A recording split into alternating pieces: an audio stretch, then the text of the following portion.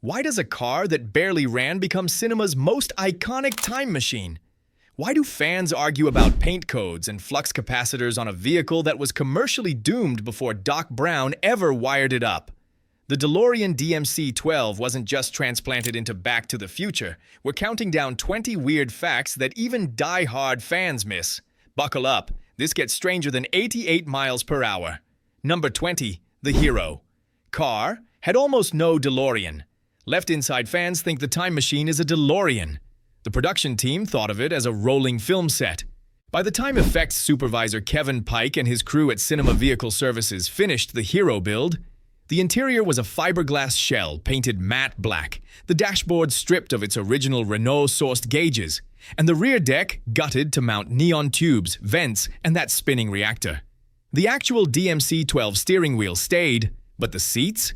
Swapped for lighter buckets. The Gullwing mechanism? Reinforced because repeated takes buckled the original gas struts. Here's the kicker.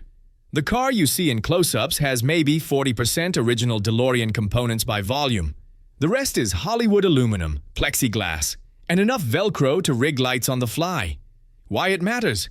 When fans obsess over screen accuracy, they're chasing a prop that was already a Frankenstein before cameras rolled. Number 19. They built 7 units, not 3. You've read 3 DeLoreans were used. Wrong. Universal commissioned 7 full builds, though only 4 appear extensively on screen. 1 was the fiberglass hero for interiors and dialogue. 1 was the process car, towed on rigs for driving plates. 2 were stunt shells. Lightweight, stripped down, built to survive jumps and controlled crashes without destroying the expensive Gullwing doors. The other 3? Parts donors and backups. 1 sat at the ready in case the primary hero was damaged mid-shoot. Another was cannibalized for its drivetrain after a stunt rig blew its clutch during the Twin Pines Mall sequence. Production notes from Assistant Coordinator Max Cleven list DeLorean AG in the vehicle inventory. Here's the weird part. Only 2 of those 7 survive intact today. 1 at Universal Studios, Florida, 1 in the Peterson Automotive Museum. The rest were scrapped, auctioned in pieces, or repurposed for Part 2 before vanishing. Fans hunting the original are chasing ghosts. Every screen car is a composite. Number 18. The stainless steel wasn't polished. It was brushed and sealed.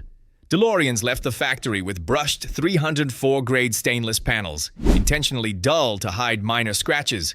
But cameras read brushed steel as flat gray under studio lights. To get that sci-fi shimmer, the Back to the Future crew hand-polished every panel on the hero car with 3,000 grit sandpaper, then coated them in a clear polyurethane sealant. That sheen you see? It's not bare metal. It's essentially automotive clear coat over stainless. The process took 16 hours per car, done by a detailing crew from Glendale. One problem, polished stainless shows every fingerprint, every dust particle. Between takes, a PA was assigned to wipe the car with microfiber. On camera, though, it glowed. Watch the lightning strike scene frame by frame. You'll catch reflections of the crane rig in the door because the finish was that mirror smooth. This changes how you see the car's personality. It's not factory grit, it's Hollywood gloss. Number 17. The flux capacitor was built from vintage aircraft parts. Everyone knows the Y-shaped light rig. Few know it started as scavenged airplane cockpit instruments. Production designer Lawrence Paul tasked model maker Steve Gawley to build something that looked like it channeled gigawatts. Gawley raided an aerospace surplus yard in Burbank and returned with 1950s-era altimeter housings, acrylic gauge covers, and a triad of amber runway lights originally designed for DC-6 bombers. He machined an aluminum frame, wired 12 neon tubes in parallel, and mounted it inside a vacuum-formed clear shell. The whole assembly weighed 9 pounds and ran on a 12-volt transformer hidden under the passenger seat. Here's what made it stranger. The neon flickered at 60 Hertz, which strobed under 24 FPS film, so Gawley added a capacitor bank to smooth the pulse. The result? That steady, otherworldly glow.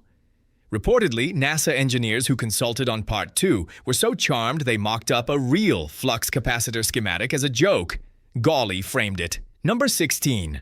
The Mr. Fusion reactor. Was a Krupp's coffee grinder fan swear the cylindrical fusion reactor on the time machine's rear deck is custom machine sci-fi. It's a Krups 223 Coffina Super coffee grinder, purchased at a Pasadena appliance shop for $29.95, spray-painted silver and mounted upside down. Art director Todd Hallowell needed something with that retro-futurist profile, ribbed plastic, chrome accents, and the Krups fit perfectly. They added decals, Mr. Fusion Home Energy Reactor, and a clear dome scavenged from a department store gumball machine. The joke? Krups threatened legal action during Part 2, claiming Universal was using their product without permission. The studio's lawyers argued transformative use. Krups backed off but demanded the grinder not be identifiable in marketing stills. Watch the sequels. Mr. Fusion is framed tighter, logo obscured. Why fans should care? One of cinema's most iconic props is off-the-shelf kitchenware. Restorers now hunt vintage Krups 223s on eBay. Good condition units sell for $300 plus. Number 15. The speedometer never showed. 88 mph. It was rigged to flash. You'd think the dashboard hit 88 and held. Nope. The stock DMC-12 speedometer maxed at 85 mPh per 1980s federal guidelines, and the needle mechanism was too slow to ramp convincingly on cue. So the prop team installed a custom LED bar behind the gauge face wired to a handheld trigger. When Bob Gale called, "You hit it!" the on-set electrician pulsed the LEDs to simulate needle acceleration, then locked them at the 88 mark with a bright backlight flash. The actual needle stayed fixed at 0. For wide shots where you see the full dash, they composited the speedometer in post using rotoscope animation, frame-by-frame painted light. Only in Part 3, when budgets tightened, did they rig a motorized needle controlled by a servo. Sources recall the servo broke twice during the hoverboard chase, forcing editor Harry Keramitis to reuse stock footage from the first film. On camera, though, it sold speed and tension every time. Number 14. The nuclear reactor was garden hose and LED rope light. The glowing coils you see spinning inside the rear vent assembly? That's 40 feet of translucent vinyl garden hose wrapped around a wooden dowel armature, backlit with red and amber LED rope light, a new technology in 1984, and motorized with a salvaged erector set gear train. Effects assistant Bill George built it in 3 days using hardware store parts and a variable speed drill trigger for the spin control. To get the pulsing radiation effect, he wired the LEDs to a dimmer board synced with the Flux capacitor's rhythm. The whole rig drew 18 watts. Here's the kicker. The garden hose was semi-transparent ribbed hose, which created natural refraction rings that looked, under camera, like coolant tubes or plasma conduits. George later admitted he chose it because it was $5 at Builder's Emporium and I had 2 hours. That DIY scramble became one of the film's most scrutinized visual details. Number 13.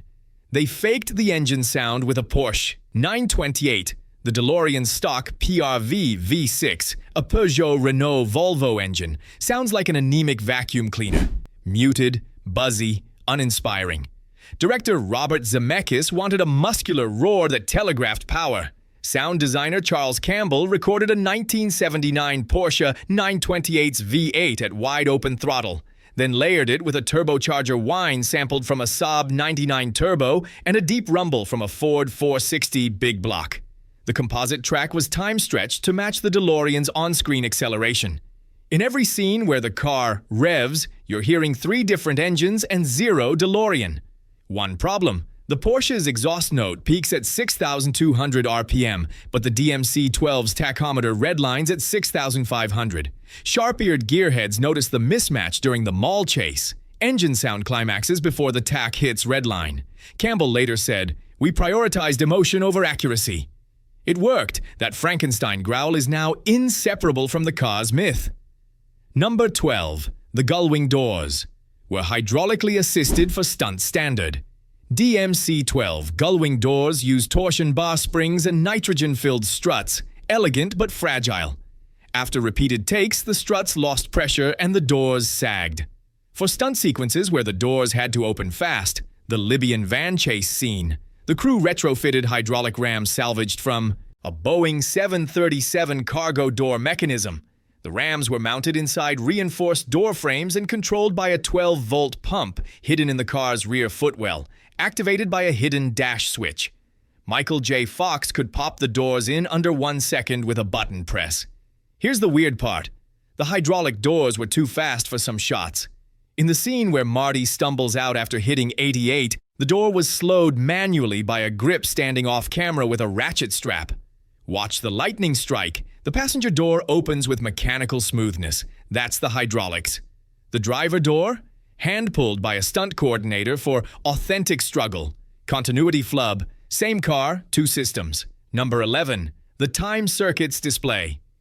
Ran on a Commodore 64. Those red LED readouts showing destination, time, present time, and last time departed. Controlled by a Commodore 64 computer hidden in the DeLorean's trunk, programmed by a Caltech grad student named Michael Lantieri, later a renowned effects supervisor. The C64 fed time codes to custom-built LED modules via parallel port, cycling through pre-programmed sequences. Lantieri wrote the code in BASIC, time-to-director cues. For close-ups, the displays were practical electronics. For wide shots, they composited static mats in post. One technical wrinkle: the C64 overheated inside the enclosed trunk during outdoor shoots in the San Fernando Valley, July 1985, 95 BTTF days. Lantieri jury-rigged a cooling fan from a desktop PC and vented it through a drilled hole in the rear bumper. You can see the vent in some tail-on shots if you pause. This is why fans obsess over screen accuracy. Half the tech was improvised battlefield engineering. Number 10. They chopped the suspension for low-speed stunts. The DMC-12 sits low already, 5.6-inch ground clearance, but cinematographer Dean Cundy wanted an even meaner stance for tracking shots. The Hero car's suspension was dropped an additional 1.5 inches using custom-cut coil springs from a Corvette C3, installed by a Venice Beach hot rod shop called Allied Customs. That drop made the car nearly undrivable on public roads. The front air dam scraped every driveway, but it looked predatory on camera. For the Twin Pines parking lot sequence, though, they needed the opposite. The stunt DeLorean was lifted 2 inches and fitted with stiffer shocks to survive curb jumps without bottoming out. Here's the kicker. Watch the film closely. The car's ride height changes between shots in the same scene because they swapped the Hero and stunt builds mid-sequence. Fans debated this for years until assistant director Nilo Rodis Jamero confirmed it in a 2003 DVD commentary. Continuity hack masquerading as seamless action. Number 9. The original script called for a refrigerator time machine. This isn't a car fact, but it explains why the DeLorean mattered. In Robert Zemeckis and Bob Gale's first draft, Doc Brown's time machine was a lead-lined refrigerator. The climax involved Marty hiding inside during an atomic bomb test, shades of Indiana Jones. Spielberg, serving as executive producer, vetoed it. Kids will climb into fridges and suffocate. The duo needed a mobile time machine. Gale reportedly said, "If you're gonna build a time machine into a car, why not do it with some style?" Enter the DeLorean, futuristic, stainless, struggling commercially, easy to source cheap. John DeLorean's company was near bankruptcy. Universal purchased 7 cars for under $25,000 total. Accounts differ on whether DeLorean himself was consulted. Production notes suggest he wasn't. This changes how you see the car. It wasn't heroic destiny. It was budget logistics meeting aesthetic luck. Number 8. The Plutonium Chamber. Was a smoke detector housing the cylindrical canister Doc Brown loads with stolen plutonium? Modified Honeywell smoke detector housing, painted gunmetal gray, fitted with a clear acrylic top and filled with amber-tinted glycerin to diffuse an internal LED. The prop cost $11 in parts. Prop master Michael Moore needed something that read as radioactive danger without looking like a cartoon barrel. He bought 6 commercial smoke detectors at a Sears in Burbank, gutted the electronics, and machined aluminum rings to fit the casings. The glowing liquid? Corn syrup dyed with yellow food coloring and backlit. When Christopher Lloyd lifts it on screen, the viscosity makes the liquid swirl. Unplanned visual texture. Moore later admitted, "We had no idea it had become such an iconic prop. I threw 2 of them away after production wrapped." Surviving units are museum pieces. One sold at auction in 2011 for $48,000. Number 7. The license plate spelled a hidden joke. Out of time. Obvious gag. But the plate itself was custom-made by the California DMV prop department under strict guidelines. No real plate number could be used. The prop crew requested "out to time" first, a pun on time, but DMV rules limited vanity plates to 7 characters. They shortened it to outer time, which fit. Here's what made it stranger. California plates in 1985 used a blue-on-yellow scheme for passenger cars, but the Hero DeLorean's plate is white on black, technically a 1960s-era format, discontinued for personal vehicles. Why? Black-on-white plates read better on film under studio lighting. The DMV approved it as a period-correct reproduction, even though it was anachronistic for an 81 DeLorean. Restorers hunting authentic plates now reproduce the white-on-black style, which purists debate because it was never legal in 1985. Continuity illusion posing as reality. Number 6. The jump to 88. Scene. Used a hidden tow cable. You've seen Marty floor it in the mall parking lot. Tires smoking. DeLorean screaming to 88 Tiamat Mahia. Illusion. The car was towed. The stunt DeLorean's underpowered 130 HP V6 couldn't break traction on dry asphalt or hit 88 in the shot's time frame. Stunt coordinator Walter Scott rigged a steel tow cable to the car's reinforced front crossmember, ran it through a buried pulley 200 feet downrange, and attached it to a Russian arm truck doing 60 maritampare off camera. The DeLorean's wheels turned under their own power for the tire smoke, but the tow cable did 70% of the acceleration work. Michael J. Fox steered and acted. The truck pulled. To hide the cable, they shot at night with the camera low, framing the cable against black asphalt. In one take, the cable snapped. Audible twang caught on set audio, and the DeLorean fishtailed. Fox kept it straight. Zemeckis kept the take. Watch for the wobble at 43 in the sequence. That's real danger, not stunt choreography. Number 5. The Plutonium crate. Had real lead lining, then didn't. In early production, the Libyans' plutonium wooden crate was lined with actual sheet lead for visual authenticity. Prop department logic being, if Doc says it's lead-lined, it should feel lead-lined. The crate weighed 87 pounds empty. Christopher Lloyd could barely lift it, and it buckled a prop table during rehearsals. After Lloyd strained his back, the prop crew swapped the lead for painted foam core. The replacement weighed 6 pounds. But here's the kicker. They'd already filmed Lloyd struggling with the real crate in earlier takes, so when the foam version appears later in the same scene, Lloyd acted the weight. Watch his posture. He mimes strain lifting a box you could kick across the room. Accounts differ on which version appears in the final cut. Production notes suggest both were intercut. This is classic prop department sleight of hand. Sell the illusion, protect the actor. Number 4. The 88 mph. Number came from a random guess why? 88. Bob Gale has said it looked good on the Speedometer and was easy to remember. But that's PR polish. Script supervisor Lynn Matsuda's notes reveal Gale initially wrote 90 Mandy stamps, then 82 Samas, then settled on 88 during a June 1984 rewrite. The number had no scientific basis. It's not a threshold speed for anything in physics, but 88 is visually symmetrical, double eights, easy to animate, and sounds precise without being a round number like 100. Here's the weird part. After the film's release, numerologists and conspiracy theorists claimed 88 Shok's infinity symbols on their side, or that in Chinese culture, 88 means double fortune, which influenced the sequel's Chinese merchandising. Gale later said, "We just needed a number. It could have been 76. I'm glad it wasn't 76. The arbitrary choice became canonical gospel. Fans now treat 88 as sacred. Pure narrative alchemy. Number 3. The DeLorean's doors. Were lockable, but the locks didn't work. DMC-12s left the factory with manual key locks on the Gullwing doors, operated by a Renault-sourced cylinder. On the film cars, the locks were removed, and the holes patched with body filler and polished over for that seamless stainless look. Why? The production team worried about continuity errors. If a door is locked in one take and unlocked in the next, it's a visual inconsistency. Removing the locks made every door always openable, simplifying shot matching. One problem, without locks, the doors wouldn't latch securely during transport. The cars were towed on open trailers between Burbank and location shoots. Twice, a Gullwing door popped open on the freeway, bending the hinge. After that, the crew zip-tied the doors shut during transport and cut the ties before filming.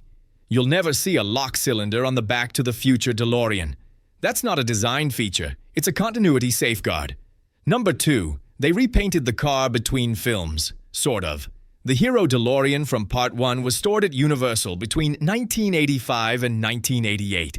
When pre-production began on Part 2, the stainless panels had oxidized, dulled, pitted, stained from sitting outdoors under a tarp. The restoration crew at Cinema Vehicle Services repolished the entire body, but the clear coat had degraded. Instead of resealing, they applied a new product, a polymer wax coating developed for aircraft aluminum, which gave a slightly warmer tone under lights. If you color correct stills from Part 1 and Part 2 side by side, the stainless in the sequel reads slightly amber gray instead of cool silver. Fans debated this for decades, thinking it was a different car. It's not. It's the same hero with a different protective finish. Here's the kicker. For Part 3, they skipped the wax entirely, letting the steel dull for the dusty Old West aesthetic, then repolished it for the final timeline scenes. One car, 3 finishes, spanning 6 years. Number 1, the Flying DeLorean, was a full-scale rig on wires. Part 2's flying sequences weren't miniatures. They built a full-size DeLorean suspended on a crane with retractable wheels and fiber-optic thruster lights. The rig weighed 1,200 pounds, lighter than a real DMC-12, and was flown on a 60-foot telescoping boom operated by a crane team from Industrial Light and Magic. The wheels folding effect used servo motors controlled by radio, designed by model maker Michael Fulmer. Each wheel assembly took 4.2 seconds to rotate 90 degrees, slow enough to track on film, fast enough to feel mechanical. The fiber-optic thrusters were bundles of 1 nittimeter fiber, routed from halogen bulbs hidden in the chassis, pulsed with a theatrical lighting board. On set, the car flew by crane, but the camera moved in sync to sell weightlessness. Why it matters? That physical build cost $340,000 adjusted dollars, more than all 7 Part 1 DeLoreans combined. When CGI could have done it cheaper by 1989, Zemeckis insisted on practical, you can feel weight on camera. Bonus, only 2 screen-used cars. Survive, and both are Frankensteins. The DeLorean at Universal Studios. Florida is DeLorean A, the primary hero from Part 1, restored in 1991 using parts from DeLorean C, a stunt car destroyed during the hoverboard chase in Part 2. The Peterson Museum's car is DeLorean B, the process car, rebuilt in 2012 using the original chassis, but a fiberglass body molded from a fan replica because the original steel was too corroded. Neither car is screen-accurate in the purest sense. Both are composites of multiple builds, reassembled decades later by restorers who consulted fragmented production notes. DNA tests on the VIN plates, where they exist, confirm provenance, but the cars themselves are like Theseus's ship. Here's the weird part. A third survivor surfaced in 2019, a partially stripped frame sold on eBay, claimed to be DeLorean F. Experts remain skeptical. No production paperwork confirms an F was ever completed. The line between authentic and replica blurs when Hollywood itself built Frankensteins.